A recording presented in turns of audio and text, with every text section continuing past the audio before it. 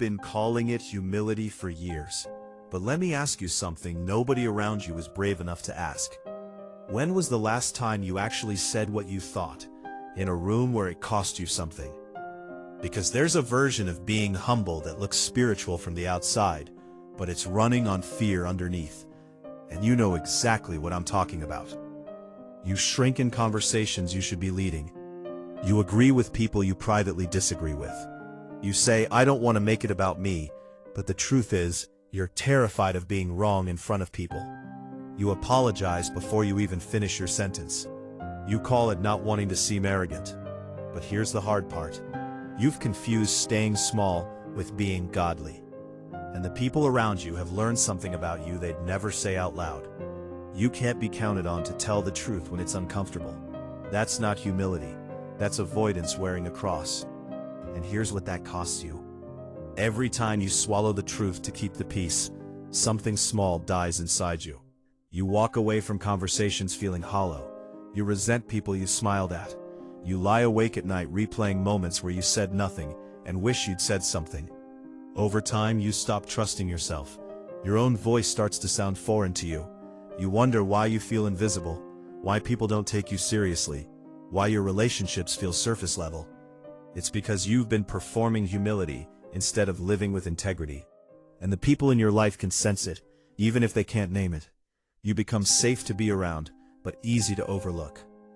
Proverbs 27:17 says, As iron sharpens iron, so one person sharpens another.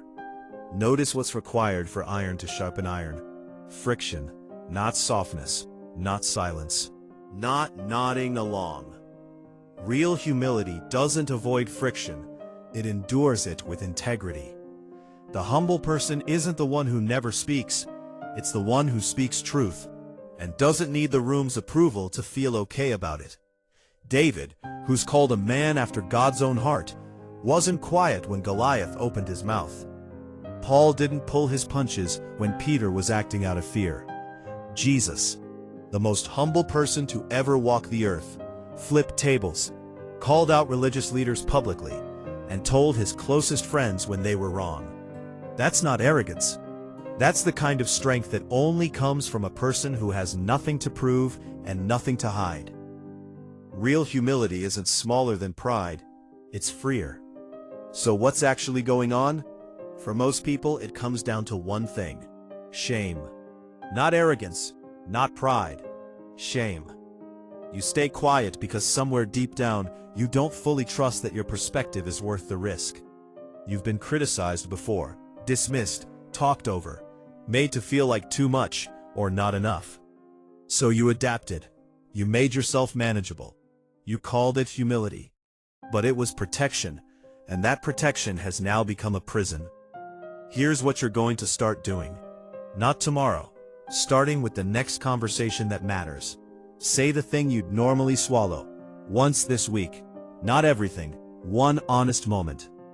Watch what happens. 9 times out of 10, the world doesn't end. The relationship doesn't shatter. People actually respect you more. When you feel the pull to apologize for existing, pause. Ask yourself, is this genuine humility, or is this fear looking for an exit? Truth doesn't require volume, but it does require you to show up. The world doesn't need another person who's easy to be around. It needs people who are safe, meaning people who will actually tell you the truth. That's what iron sharpening iron looks like, and that's what you were built for. Stop hiding behind your humility. Start walking in the courage it actually takes to have it.